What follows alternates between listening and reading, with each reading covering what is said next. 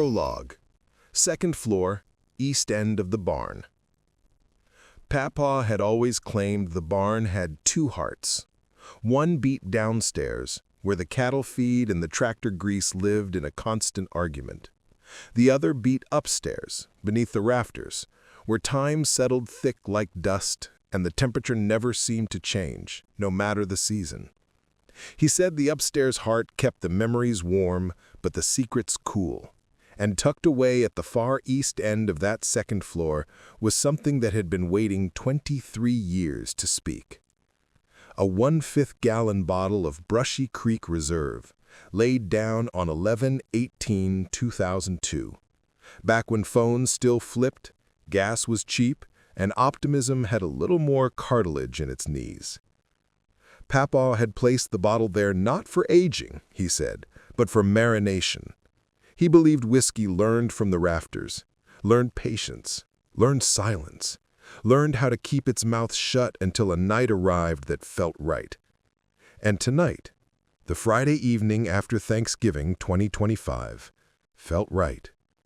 Not because of anything dramatic, just because enough time had passed, enough years, enough presidents, enough storms, enough funerals, and because the world had reached a kind of wobbling point that made old men nostalgic and sarcastic in the same breath.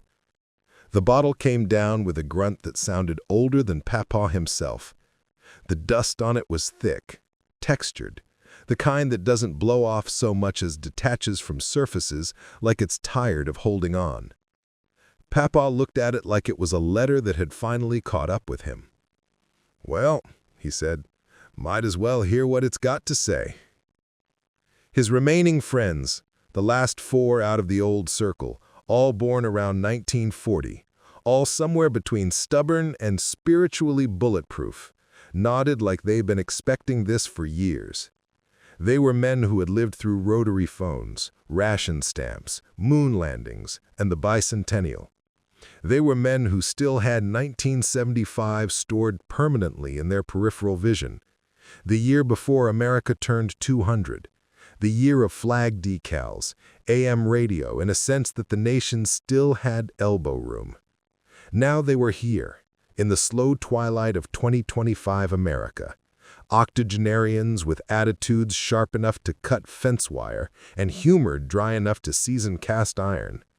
And they were ready to give their bicentennial-era eyes, their 75 eyes, as Papaw called them, on what the hell had become of the country.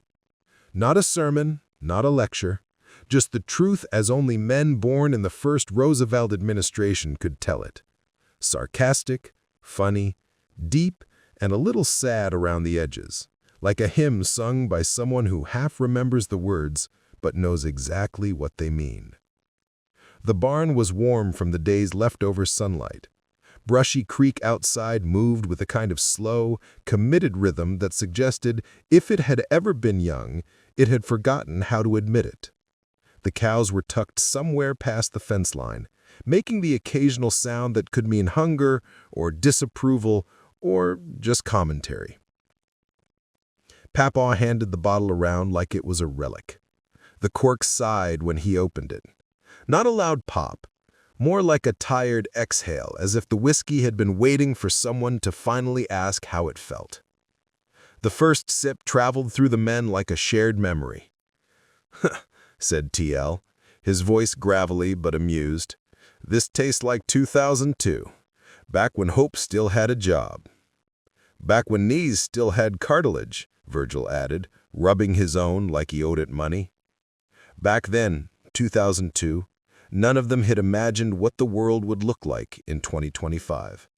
They hadn't imagined the phones, the politics, the noise, the electricity of everything. They hadn't imagined a future where connection meant tapping glass instead of knocking on a screen door.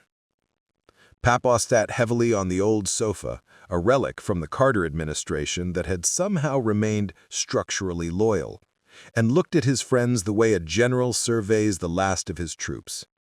"Well, boys," he said, "we might as well get started." The topic wasn't formally stated. It didn't have to be. It hovered in the barn air like humidity, like the smell of hay, like the murmur of Brushy Creek. What happened to America? And what are we supposed to do now? They weren't angry yet.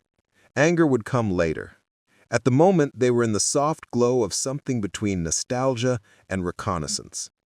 These were men who had lived long enough to see the country reinvent itself more times than a politician's resume.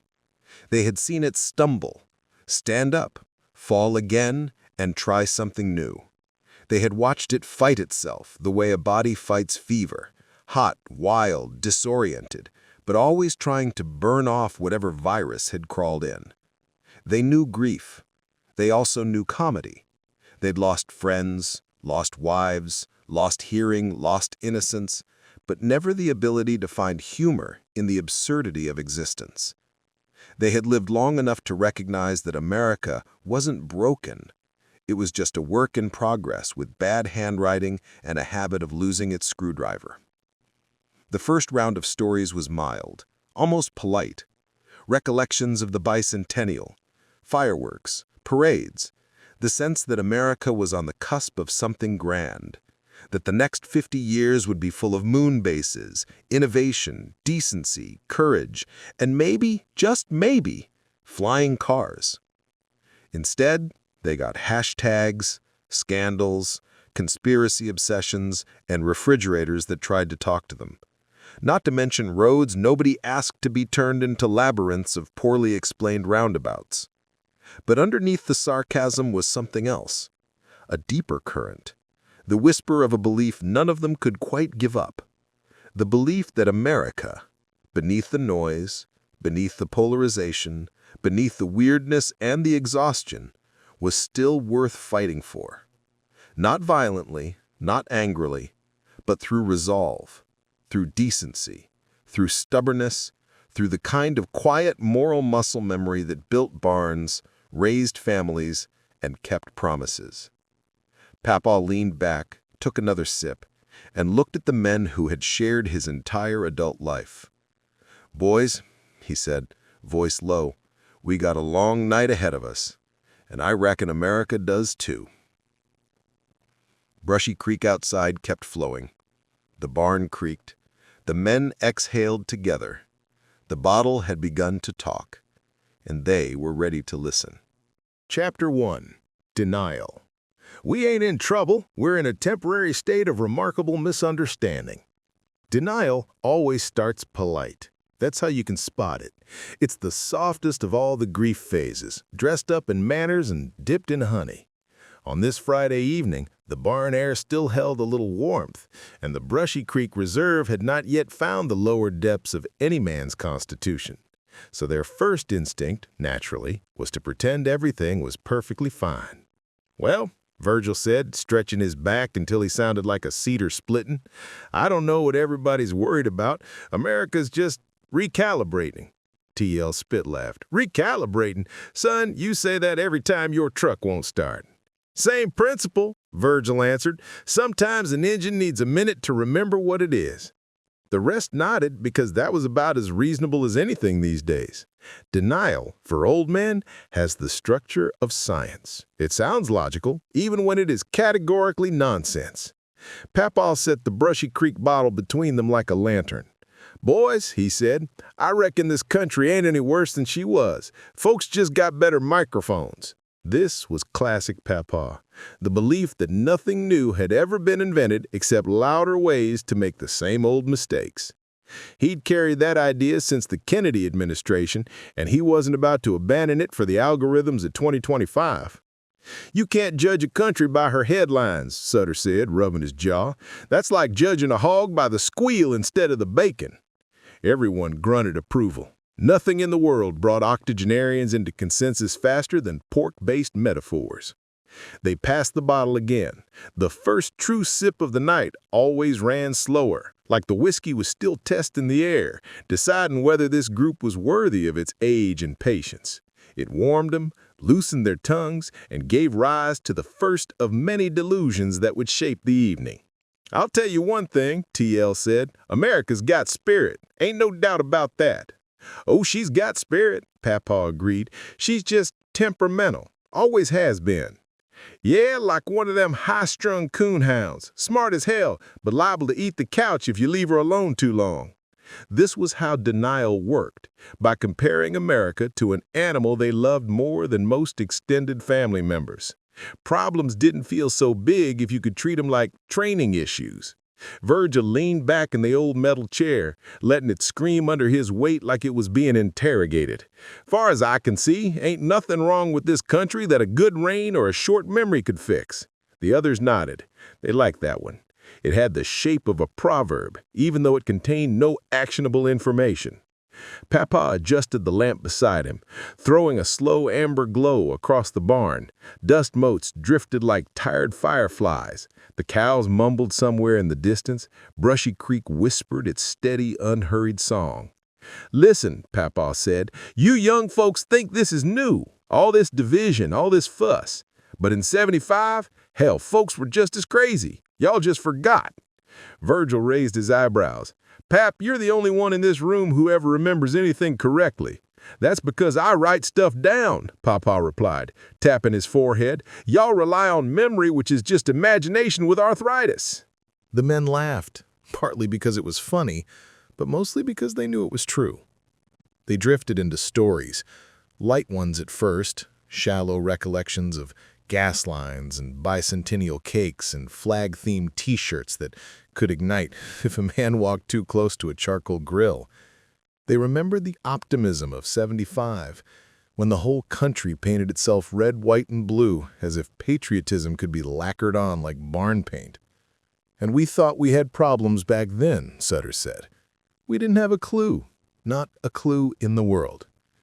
"That's because we were young," Papa replied. "Young folks always think their troubles are deeper than everybody else's. Then time shows up and proves them wrong." This was denial wrapped in wisdom, the belief that age had made them immune to despair. The bottle circled again. "But look here," TL said, wiping the cork with his thumb. "This business now, the phones, the anger, the loudness of everything, it don't scare me." "No, sir," Virgil agreed. "If America ain't dead by now, she's immortal." "That's right," Sutter said. "And hell, if the nation ever gets tired of itself, it'll take a nap and wake up ornery but fine." This was the height of their denial, the conviction that America behaved like they did, that she could be worn out, cranky, or nonsensical, but ultimately reliable, a stubborn old mule of a republic. Papa pointed at the ceiling rafters. "Boys, this country's always been a tornado. We've just gotten better at watching it from every angle. Back then, you saw the storm through one window. Now you see it through 1,000 screens." "Just makes it look bigger," Sutter said. "Yeah, but it ain't stronger." The men fell quiet for a moment, not solemn, just thoughtful. The first part of denial is the story you tell yourself. The second part is the silence where you decide whether to believe it. Papa broke it gently. "I'll say this," he said. "I ain't ashamed of how I was raised, and I ain't ashamed of this country. We've been noisy before. We've been foolish before. We've been mean before, but we ain't ever stayed that way." TL nodded slowly. "Ain't in trouble. We're just in a temporary state of remarkable misunderstanding." That line earned a long round of appreciative mm-hms. The barn creaked. Brushy Creek murmured. Night thickened around them. Denial held, not because they believed. Chapter 2, Anger. "If America had any sense left, it'd be afraid of us old men." The second pour is where truth gets rowdy. Anger isn't subtle. It doesn't creep in like sorrow or ease in like nostalgia. Anger barges through the barn door, boots muddy, shirt untucked, shouting about things that nobody asked it to shout about. And for men born around 1940, anger is just honesty with its sleeves rolled up. The Brushy Creek Reserve hit their bloodstreams like a sermon. The first sip had loosened them, the second sharpened them. Their denial had been gentlemanly, almost poetic. But now the barn lights hummed, the night air cooled, and something electric stirred across the group.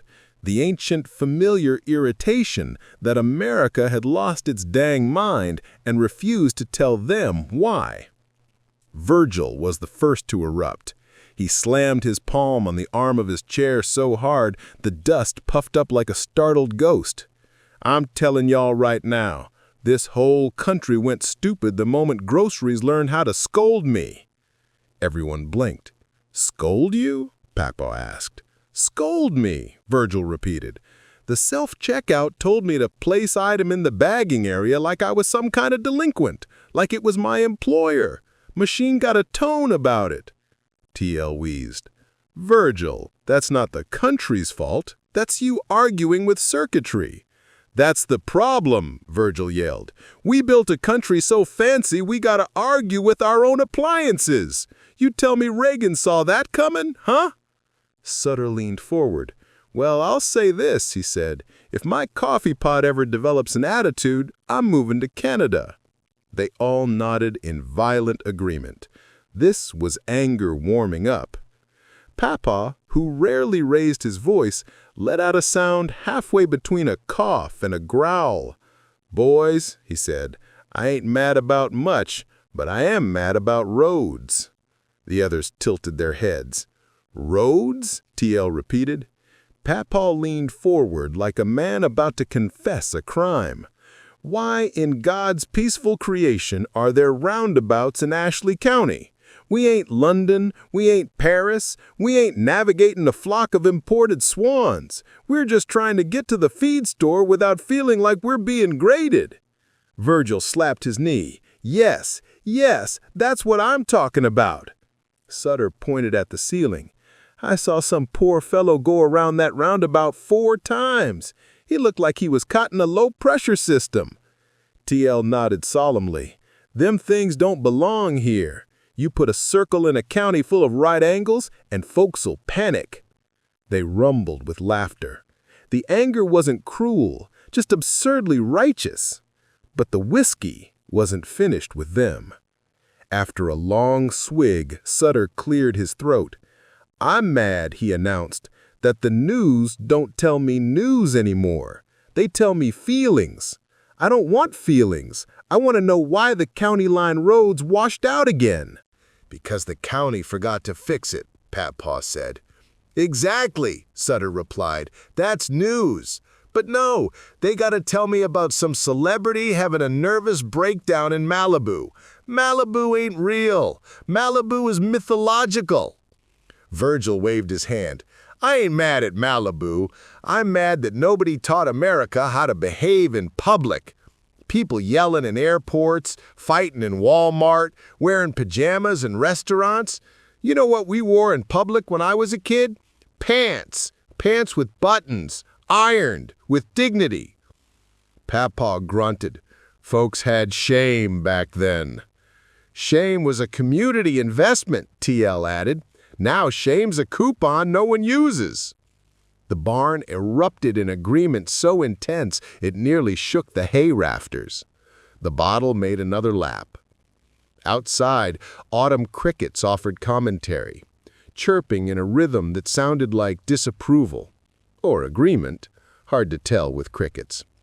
But the tone softened just for a moment when the anger turned inward, not into sadness yet, but into something shaped like loss wearing a disguise. Papaw's voice shifted low. "You know what else makes me mad?" he said. "We used to fix things, not replace them. TVs, radios, relationships, everything now is disposable. Even folks. Can't keep a friend from one election to the next." Nobody interrupted him. When Papaw got this tone, it meant truth had walked into the barn. "When I was young, neighbors didn't care how you voted. They cared if your cow got loose." "That's right," Sutter said softly. "Now folks'll tear each other apart over things they don't even understand. And half of it ain't even real, just stuff some internet goblin typed up in his mama's basement." Papaw nodded. "America's always been loud, but she used to be loud with purpose. Factories, trains, progress. Now she's loud with confusion, And that, boys, that makes me mad." They fell silent for a moment. Not a peaceful silence, a simmering one. The anger was real now, not performative, not humorous. The kind of anger that comes from loving something so hard you can't stand to see it wounded. TL finally broke the tension. "Well, I'll tell you what pisses me off is young folks think we're the problem." Virgil slapped the barn wall. Yes, they do. Like we started all this. Buddy, all I did was retire and drink water. That's my whole criminal record." Sutter raised a finger. "I put my shopping cart back every single time. Every single time. If that don't earn me citizenship, I don't know what does." Papaw chuckled despite himself. "Boys, anger's natural. Means you still give a damn." They waited. The barn hummed. The creek murmured. Something shifted in the air. The first hint of the deeper, heavier feelings lurking beneath the night's surface. Papaw took the bottle, held it up so the lamplight caught the amber. "Now look," he said, voice firm but warm. "Anger's part of the journey, but it ain't the destination. We love this country too much to leave her on a bad note." Virgil sighed. TL scratched his chin. Sutter leaned back in his chair. The anger, for now, had done its work. It had bled away the politeness. It had exposed the raw nerves. It had cleared the fog. And something softer, something like hope's shadow, was waiting just past the next pour. Chapter 3. Bargaining. If America would just hold still a minute, we could fix her. The third pour is where the anger cooled enough to start thinking again. Not clearly, not yet, but with that particular brand of late-evening optimism that makes old men believe the world is still negotiable. Bargaining is a hopeful stage of grief. It's where men who've lived through wars, gas shortages, and disco decide that maybe, just maybe, the republic can be coaxed back into shape if everyone would just follow a few simple instructions. TL took the next sip, rolled it across his tongue like he was tasting the faults of civilization, and said, "I've been thinking, if America would just take one good nap, I mean a real nap, with snoring and drool, she'd wake up a whole lot more reasonable." Papaw nodded. "That's fair. Folks are cranky because they don't sleep. Country's running on fumes. Sleep deprivation will make a saint slap a nun." Virgo grunted. "We should have put America down for a nap back in 2010. Missed our window." Sutter, always the most practical, said, "Well, it ain't too late. Somebody just needs to dim the lights, turn off the TV, and give her a bowl of soup. That'll settle anybody." This was how bargaining began, with the belief that national healing required the same steps as comforting a sick dog. Papaw leaned over and rubbed his hands together. "Look here," he said. "We ain't that far gone. Folks just need a reminder of decency." "What kind of reminder?" TL asked. Papaw considered this. "Maybe we ought to bring back front porches." The group went silent, respectful. A front porch wasn't just a porch.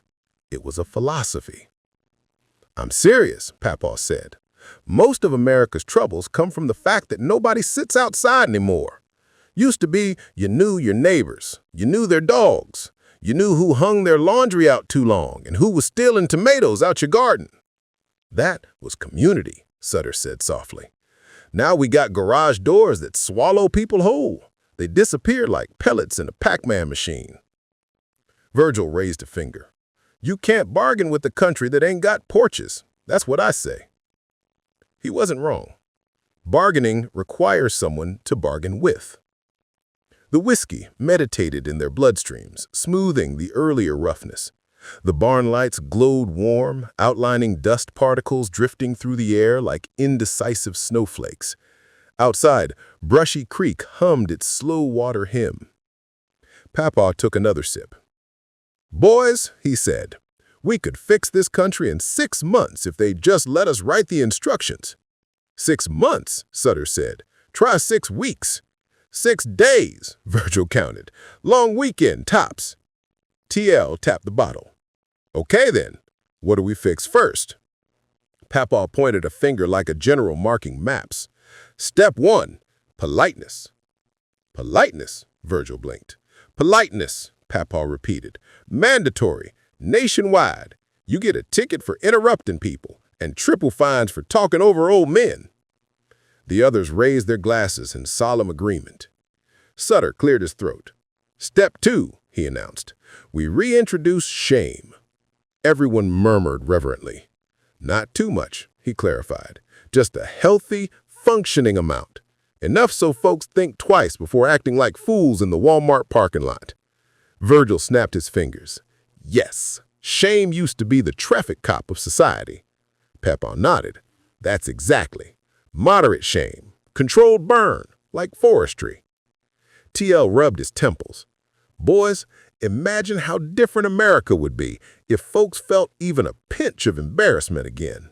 There'd be fewer arguments online, fewer grown adults throwing fits about cheese substitutions. And a hell of a lot fewer pajama pants out in public, Virgil added. The quiet that followed wasn't solemn. It was hopeful. Step 3, Sutter said, warm it now. We bring back dinner invitations. This startled them. Dinner invitations? Papaw repeated, intrigued. Yes, sir, Sutter said. You invite folks you disagree with. Feed 'em. Make 'em pass the mashed potatoes across the aisle. There was a long, slow nodding of heads. A man can't maintain hatred while eating cornbread in another man's kitchen. Papaw's voice softened. I knew America wasn't done for, he said, as long as we still know how to pass dishes clockwise. They all chuckled. The bargaining deepened. Step 4, Virgil said, standing up and stretching his spine until it sounded like a nature documentary. We take everybody's damn phones at the table. That's right, put them in a basket by the door. Put a lid on it, TL added, a heavy lid. Make consequences. And step 5, Sutter said, we teach folks how to hush. A deep, satisfied silence fell. Hushing, real deliberate hushing, was the ancient wisdom of old Southern men. You hush, and you hear things, the creak, the wind, your own thoughts, maybe even somebody else's. Plus, it's peaceful. Hushing is peaceful. The whiskey made another lap through the group, leaving behind a warm trail of earnestness. Their bargaining now had the tone of instruction, not anger, not lament, but a good-natured diagnosis of a nation they still believed could be salvaged. Well, TL said finally, I think we could do it. I really do. America ain't hopeless. America's never been hopeless. She's just been, this indisciplined. Sutter laughed. Like a teenager with the car keys. Exactly, Papa said, pointing at him. You love 'em, you proud of 'em, but Lord help you if you check the gas tank. Virgil stretched his arms out wide. Boys, if we could just get this country to hold still for 5 minutes, we could straighten her right out. 5 minutes, that's all we need. Papa sighed, a warm, earnest sigh. America ain't past saving. She just needs a tune-up, and maybe somebody to sit with her while she figures out what kind of person she wants to be next. Outside, Brushy Creek murmured like it agreed. Or maybe it didn't. Hard to tell with creeks. But the bargaining had done its job. It had given them hope. It had laid a foundation. And somewhere, beyond the next pour, the sadness they'd been circling all night began to stir. The fourth pour is the quiet one. The one that doesn't ask permission before it settles into the ribs. Anger cracks the door, bargaining props it open, but depression walks right in, sits down on the good chair, and doesn't bother taking off its boots. The barn felt stiller, heavier, like the air itself had remembered something sad. When Papaw tipped the bottle this time, nobody made a joke. Nobody cleared the throat. Nobody launched into a story about roundabouts or obscenely talkative appliances. Instead, they watched the whiskey fall into the glass like they were watching years slip through a funnel. TL took his sip first. He didn't make his usual face. He just stared at the dusty rafters and said, You ever notice the world got faster than memory can keep up? Virgil didn't respond at first. He just exhaled. Slow, long, weary, like he had been holding that question behind his teeth for decades. Yep, he said. Feels like time used to walk. Now it sprints. Hell, I can't even remember what I had for lunch yesterday. That's age, Sutter muttered. No, Virgil said. It's the world. The whole world's running hot, overclocked, like a computer that's about to smoke. This statement didn't require agreement. Everyone in the barn felt it. That buzzing hum of a world pushed past its natural speed, the news cycles, the outrage cycles, the cycles of worry, fear, and exhaustion that had become the modern diet, the kind of emotional heaviness that settles in your bones and makes everything feel 2 shades too dim. Sutter set his glass down on the old cooler beside him. He said, I miss when people weren't so lonely. The others looked at him. Not surprised, just sad. That was the first real admission of the night. Back then, Sutter continued, you didn't have to make a plan to see anybody. They'd just show up. You'd hear a knock or a car on the gravel or somebody hollering from the porch. Now you got to schedule companionship like it's a dentist appointment. Papa nodded, slow and tired. Modern loneliness, he said, is loud. Folks surrounded by noise, but nobody's talking to 'em. The silence that followed wasn't the good kind. It wasn't reflective. It was heavy. TL rubbed the bridge of his nose. Boys, I don't reckon this country's the problem. I think maybe we're just old. Nobody argued. Depression doesn't leave room for debate. He went on. We've been watching the sun set on things we spent our whole lives calling normal. I ain't saying the world's worse now, just different. Smaller in some places, bigger in others. Familiar things disappearing and being replaced with, hell, I don't even know. Papa stared into his drink, like the answer might float to the top. I miss a lot of folks, he said softly. That one hit hard. Virgil swallowed. Yeah, me too. Sutter kept looking at the cooler. You think, he asked cautiously, that maybe we ain't really mad at America? Maybe we're just grieving? The word hung in the air like a lantern in fog. Papa sighed, long, deep, ancient. Could be, he said. Could be we're grieving all kinds of things. Friends, brothers, wives, places that don't exist anymore. Versions of ourselves we ain't seen in 50 years. TL's eyes softened. God, I miss my brother. None of them spoke. They let him sit with it. Let the barn creak. Let Brushy Creek whisper in the dark. Depression is slow. It demands space. Virgil rubbed his eyes with the heel of his palm. He said, all my life, I thought being old meant being wise. Nobody ever told me it also meant feeling like a museum of people who ain't here anymore. Papa placed his hand on the arm of his chair and stared at his own knuckles. They were swollen, bent, marked by decades of tools and work. I think getting older, he said, ain't about losing strength. It's about losing witnesses. The barn went silent again, but this time the silence had meaning. It wasn't empty. It was full of echoes.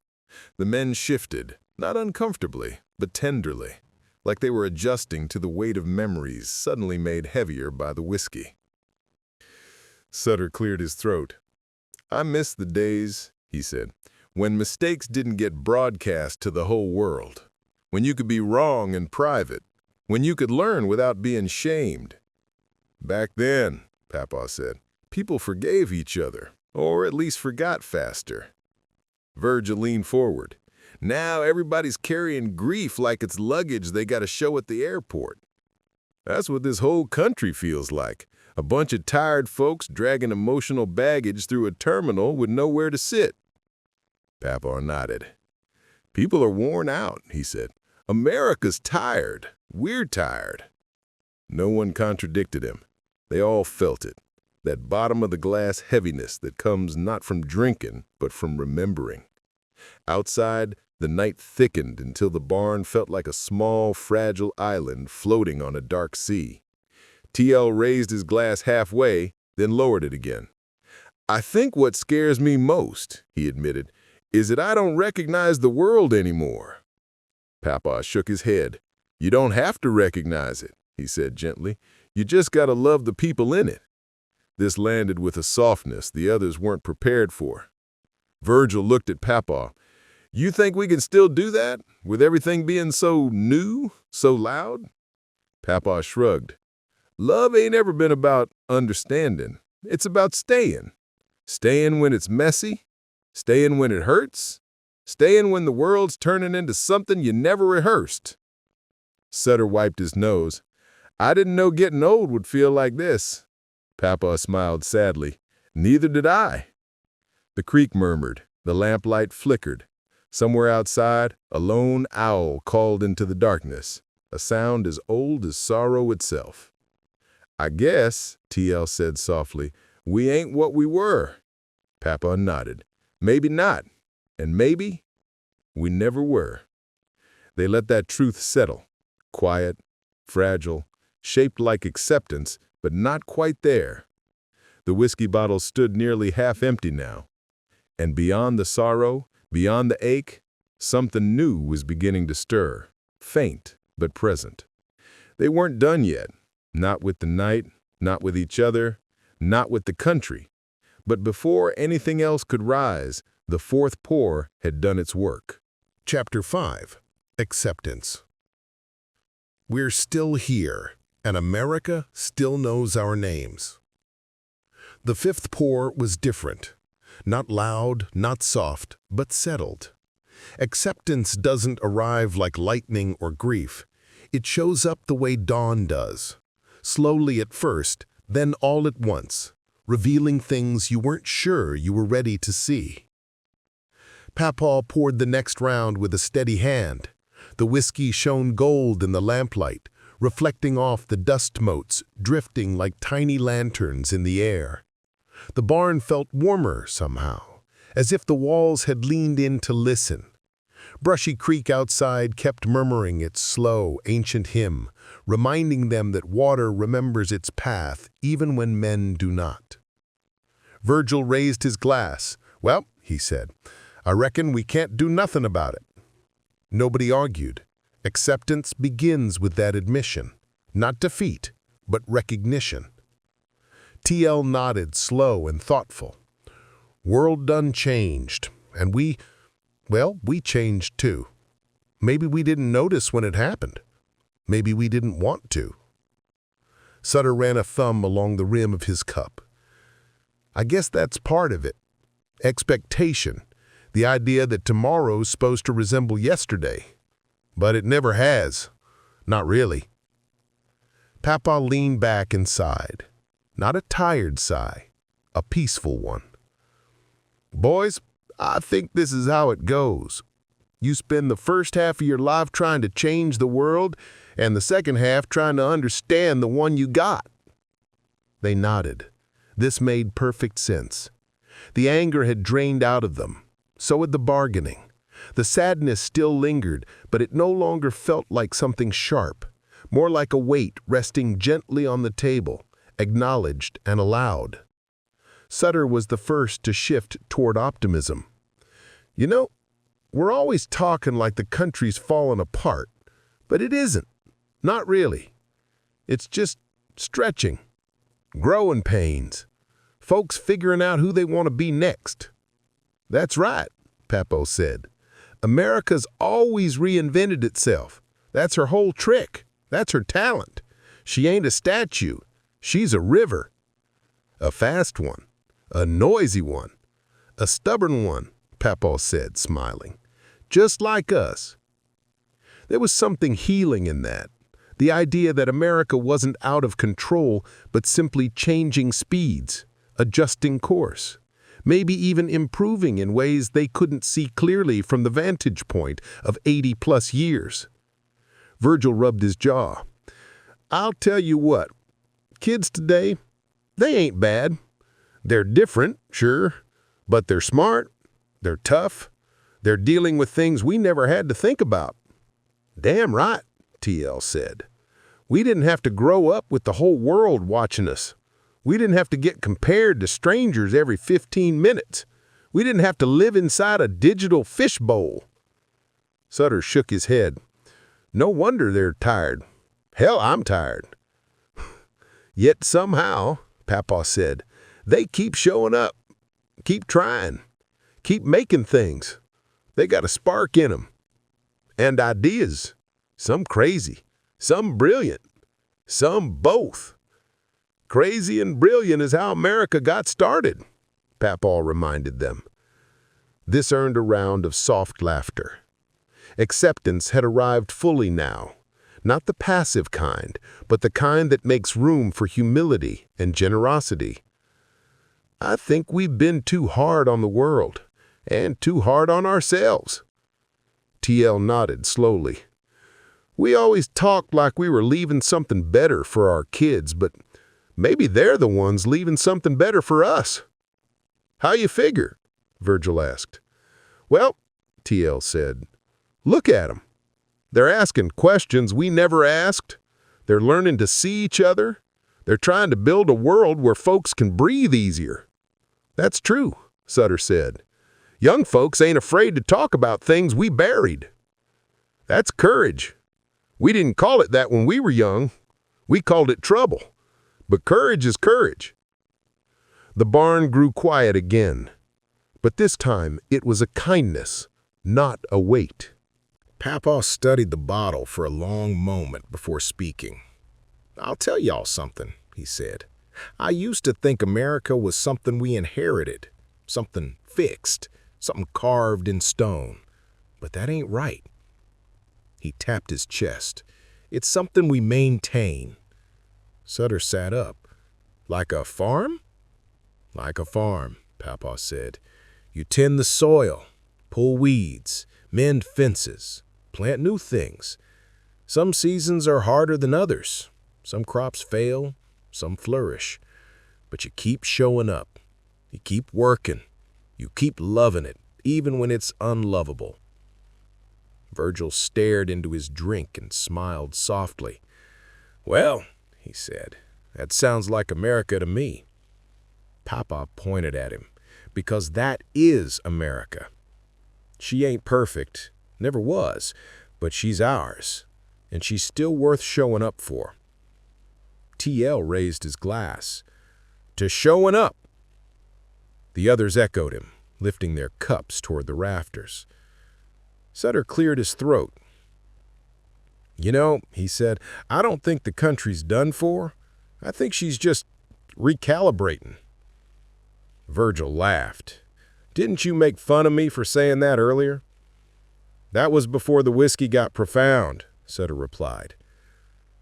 The laugh that followed was warm, not rowdy, not bitter, not forced. Warm like a porch light left on for someone who's late coming home. Papa looked at the creek through the open barn window. America's been through worse, he said. She'll stand, might wobble, might creak, might holler now and then, but she'll stand. TL leaned back. And so will we. And so will they, Sutter added, the ones coming up. Papa smiled. America ain't done, not by a long shot, and neither are we. Outside, Brushy Creek murmured its agreement. Acceptance wasn't surrender. It wasn't resignation. It was clarity. And clarity had set the stage, quietly, firmly, for what came next. Chapter 6. Reconciliation. Maybe the nature of things is changed. Maybe we change it back. Acceptance arrives like dawn. Reconciliation arrives like mid-morning, steady, honest, and unafraid to show the dust on the floorboards. The sixth pour slipped out of the Brushy Creek Reserve bottle with the confidence of a spirit that had waited 23 years for this exact hour. The barn had settled into a quiet warmth. The night outside hummed a low, patient tune. Papa lifted his glass, studied it with reverence, and said, "Boys, I think we done circled the mountain. Time to see what's on the other side." Reconciliation, unlike bargaining, doesn't fantasize about fixing the whole world by Tuesday. It's not a negotiation. It's an audit. A gentle but unblinking look at the past, the present, and the ordinary grace in between. Virgil rolled his shoulders. "I've been thinking about what we said, about kids being different, about the world being louder, about us feeling lost sometimes." He paused and squinted into the lamplight. "Truth is, I'm proud of 'em." The others blinked, surprised by the direction. "I am. These young folks, they're standing up for things. They're speaking out. They're figuring out how to be better humans. Hell, they've had to learn faster than we did, and they're doing it under floodlights instead of candles." Papa nodded. He said, "They inherited a complicated world, and they're trying to uncomplicate what they can." TL leaned forward. "I wasn't fair to 'em earlier. Spent too much time shaking my head at their choices, not enough time appreciating their courage." Sutter sighed. "We didn't exactly make it easy for 'em. Left 'em a whole lot of work." "Every generation does," Pawpaw replied softly, "but ours also gave 'em tools, knowledge, freedom to question, and they're using them. That matters." The barn creaked in agreement, or maybe it was just shifting from the cool night air. Sutter took a sip, thoughtful. He said, "I've been wrong about one thing. I thought the country was falling apart, but maybe it's just falling into place differently than we expected." There was something powerful in hearing that from a man who had spent 40 years declaring the opposite. Papa smiled, a tired but honest smile. He said, "Boys, things ain't supposed to stay the same. If they did, we'd still be churning butter and dying at 40 from a tooth infection." TL laughed, low and warm. "Hell, Pop, you ain't dying from nothing except stubbornness." "Exactly, and that's my point. Stubbornness is good until it turns into paralysis." The men nodded. They knew that truth intimately. Reconciliation grew deeper. "I've been too harsh on this country, too quick to complain, too slow to understand. I look at all these different folks trying their best in a loud, complicated world, and I think, well, maybe they're not the problem. Maybe they're the proof the nation's still alive." Sutter looked at him with quiet agreement. He said, "People care. They care so much they can't help but argue about everything. That's not collapse. That's engagement." Pawpaw lifted his glass. "Boys, you know what reconciliation really is?" They waited. "It's forgiving the world for not staying young with you." The barn fell quiet. Not heavy quiet this time, but gentle. That kind of quiet that settles in when truth fits just right. TL swallowed hard. He said, "I've been carrying a grudge against time, against change, against folks I didn't understand. But the truth is, they ain't doing nothing we didn't do. They're just doing it with better technology." Virgil nodded. "We thought payphones were the future. They got holograms on their desk." Sutter chuckled. "We thought microwaves were witchcraft. Now we got cars that drive themselves, sometimes straight into ditches, but still." Pawpaw grinned. Progress ain't a straight line. It's a drunk walk. It stumbles, it sways. Reconciliation wasn't just about accepting youth or forgiving modernity. It was about forgiving themselves. We weren't perfect, Papaw said. We tried, we failed, we learned, we tried again. Same thing folks are doing now. That's right, Virgil said. Sometimes I think we're too nostalgic for a past that didn't exist. You mean the good old days? TL asked. Papaw shook his head. Most of the good old days were things we remember better than they were. That's nostalgia's trick. It uses soft lighting. They let that truth settle like dust on a hay bale. Sutter broke the silence next. We talk like America's some fragile thing, but she's tough. Always has been. She bends, but she don't break. Like a cane pole. Like a stubborn child. Like an old man who refuses to stop living, TL said. Papaw raised his glass. Boys, maybe the nature of things has changed, and maybe we need to change it again.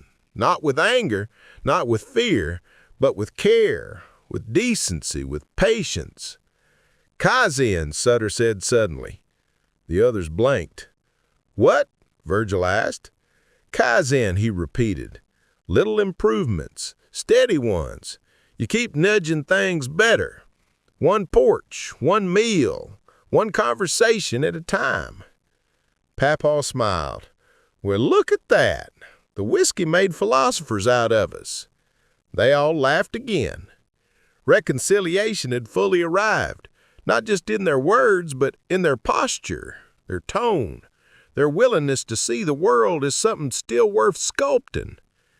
Papaw leaned back. America ain't perfect, he said, but she's ours, and she's still hungry for good people who don't walk away when it gets rough. TL lifted his glass. To not walking away. Virgil lifted his. To standing up. Sutter added, to steady improvements. Papaw raised his last. To the future. However odd, loud, or bewildering it gets, we'll meet it. Outside, Brushy Creek murmured. The barn breathed. The night leaned in, listening. Reconciliation was done. The truth had been spoken. And all that remained now was the final quiet promise of resolve. Chapter 7. Resolve. We ain't leaving. We ain't quitting. Not our style. By the time the 7 pour came around, the night had settled into that deep, velvet stillness that only exists in rural Arkansas after Thanksgiving, when the cold hangs low, the stars lean close, and Brushy Creek whispers like it knows ancient secrets. The barn was warm from lamplight and conversation, and the bottle of Brushy Creek Reserve had reached the level where even the whiskey seemed reflective. Papaw held the bottle long enough for the men to notice. Boys, he said softly, this is the last round. Nobody protested. Last rounds aren't about quantity. They're about ceremony. He poured slowly, evenly, with a reverence that felt almost like prayer. The glasses glowed amber. The barn felt sacred, not in a churchy way, but in a lived-in, honest way, the way a place feels sacred when it's been the backdrop for a lifetime of breathing, working, laughing, reconciling. Virgil lifted his glass first. Well, he said, I reckon we've reached the truth. Sutter snorted. Lord help us if this is the truth. But it was. This was the point in the night, in the grief cycle, in the conversation, in the life of a country where all the noise and nostalgia had burned off, leaving only what mattered. Papaw raised his glass. To staying, he said simply. The others raised theirs in silent agreement, because that really was what it came down to. They sipped together, slow and thoughtful. The whiskey tasted different now, gentler, rounder, like the bitterness had aged out of it. TL leaned forward, elbows on his knees. He said, "You know, I've been thinking all night about how everything shifts. The country, the world, us. But something just hit me." "What's that?" Sutter asked. "We're still here." The simplicity of it landed like a hammer. Virgil nodded. "We're still here," he repeated. "We've seen things come and go, leaders rise and fall, fads flare up and burn out. But we're still here." Papaw chuckled. "Nothing can kill stubbornness and good genetics." TL kept going. "We ain't quitters. Never have been. Never will be. And if the country's in a rough patch, hell, so what? We've lived through rough patches before." "More than a few," Sutter said. "Remember the 70s? Lord have mercy." "Yeah, we thought polyester was going to end civilization," Virgil said. They laughed. Tired, genuine laughter. That laughter was resolve in its purest form. Papaw looked toward the barn door, cracked open just enough to see the sliver of night sky. "America's like a family," he said quietly. "Sometimes you don't like how she acts. Sometimes she gets on your nerves. Sometimes she disappoints the ever-loving daylights out of you." Virgil nodded. "Sometimes she's just downright embarrassing." TL added, "Sometimes she needs to go to bed early." "But," Papaw continued, "you don't quit on family. You don't walk away. You don't leave her to figure it all out alone. You love her anyway, and you try again tomorrow." There it was. The lesson, the philosophy, the oath. "And besides," Sutter added, "America's made of people, regular people, and regular people know how to mend things. Always have." Papaw smiled. "That's right. Somebody'll patch the roof. Somebody'll fix the fence. Somebody'll paint the porch. There's always folks doing the quiet work." "And the loud work," Virgil said. "Somebody's got to yell at the county commissioners." TL raised his glass.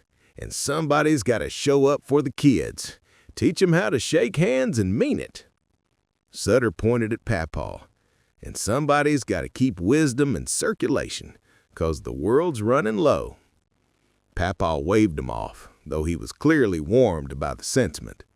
"We all carry wisdom," he said. "We just carry it in different pockets." There was a long, comfortable pause. The creek whispered, the barn beams groaned, a cold wind rubbed the tin siding but didn't get inside. Resolve settled on the men like a blanket. Not heavy, just present. "You know what I think?" Virgil said suddenly. "I think America ain't in danger of dying. I think she's in danger of forgetting how tough she is." Papaw nodded slowly. "That's fair. She's been through worse.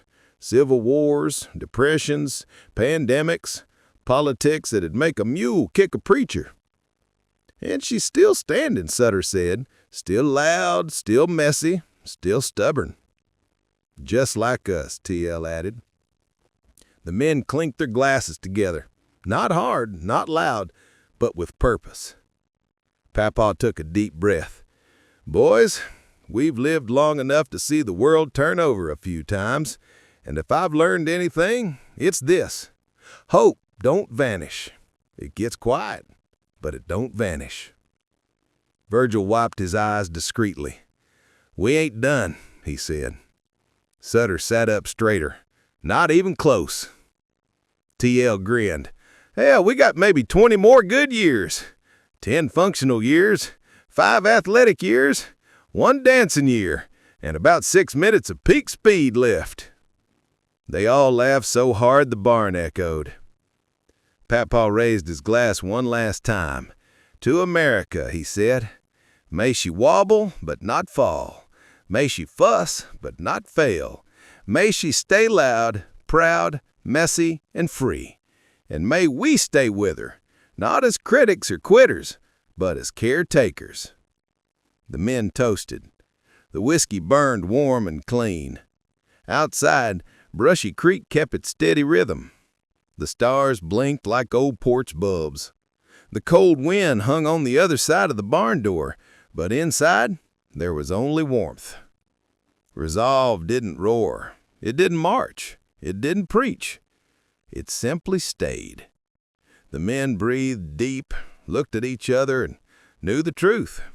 They weren't done, and neither was America. The bottle, empty now, glimmered in the lamplight, a quiet witness to a promise sealed on a cold Arkansas night. A promise that sounded a lot like faith. A promise that felt a lot like love. A promise that would carry them and the country into whatever came next. Epilogue. The critters in the shadows. A cooter Gothic closing by the ones who were listening. Long after the old men's voices softened into low murmurs, long after the final scrape of chair legs on barn planks, and long after the brushy creek reserve had given its last warm whisper to the night, 3 small figures stirred in the dimmest corner of the barn. They had been there the whole time, quiet, respectful, trying not to sneeze or cluck or bray at the wrong moment. General Beauregard, chest puffed but eyes thoughtful. Bronky the donkey, ears dropped in concentration.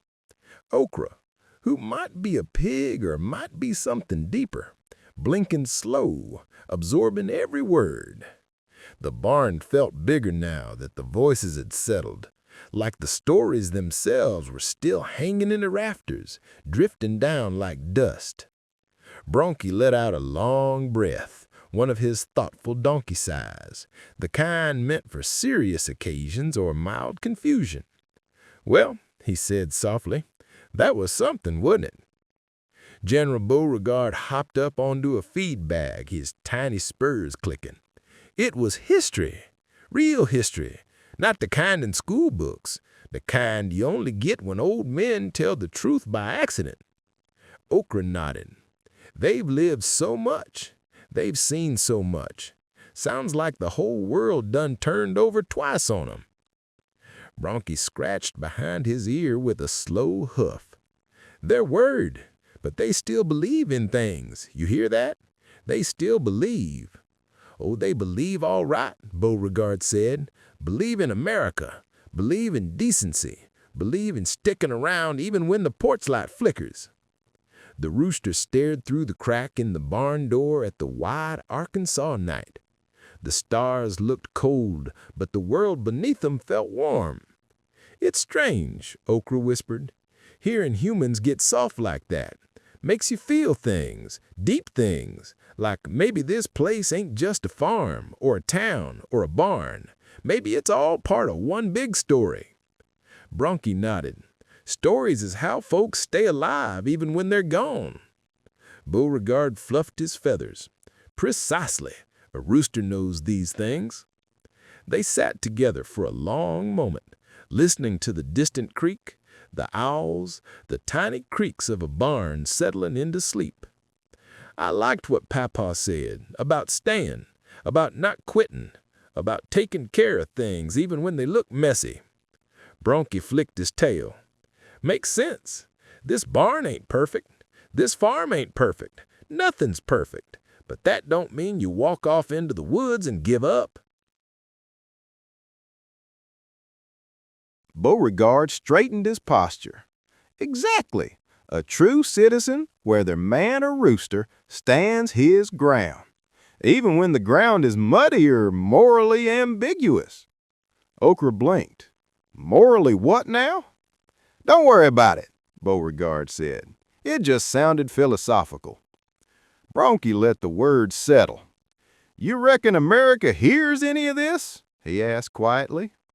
Okra shrugged. "Maybe, maybe not. But those old fellers said it anyway. That counts." Beauregard nodded. "Words have wings. Sometimes they fly farther than you think." The night pressed soft against the boards. A cold breeze wiggled in and brushed against Bronky's mane. He shivered, but not from the chill. "They still love this place," he said. "Even after all the years, all the changes, they still love it." "Love's stubborn, like us," Beauregard said. "Speak for yourself. I am a picture of grace." Okra snorted. The rooster rolled his eyes. "You squeal when startled." "It's a delicate squeal," Ochre protested. Bronchi muttered, "Focus, y'all." They quieted again. Somewhere out in the night a coyote called. Not close, not threatening, just acknowledging its own existence under the same moon. Beauregard lowered his voice. "They ain't wrong, you know, about the world changing, about things moving too fast, but they ain't wrong about the good in people neither." Ochre nodded. "Seems like the trick is to keep going. Little steps, big heart." Bronchi's voice softened. "Kaizen," he said, proud he remembered it. "That's what Sutter called it." Beauregard hopped down from the feed bag. "Well then," he said, puffing out his chest like a general delivering his final orders, "we shall adopt the principle of Kaizen." Ochre smirked. "Can critters do that?" "Of course," Beauregard said. "We'll just do it quieter and with snacks." Bronchi took a deep breath. "So what now?" The rooster walked to the barn door and looked out into the night, the fields, the trees, the endless dark stitched with stars. "Now," Beauregard said, "we go into the world. We walk the land. We keep watch. We take care of what's ours, and we stay." Ochre's voice softened. "Staying seemed like the whole point." Bronchi nodded. "Humans stay. Critters stay. America stays, even when she stumbles." Beauregard cleared his throat dramatically. "Then let it be known, on this night after Thanksgiving, with Brushy Creek whispering and the barn dreaming and the old men speaking truth, we too pledge ourselves to the cause." "What cause?" Ochre asked. "Decency, spirit, freedom, and the occasional snack." Bronchi smiled. "A good pledge." Ochre added, "Let's walk a while. Let the night cool us off." So they stepped quietly out of the barn, three small silhouettes under the wide Arkansas sky, their steps soft, their hearts steady, their resolve simple. Stay, listen, care, and try again tomorrow. Behind them, the barn exhaled. Ahead of them, the world waited. The story closed itself with a gentle thump, and the critters walked on into the night.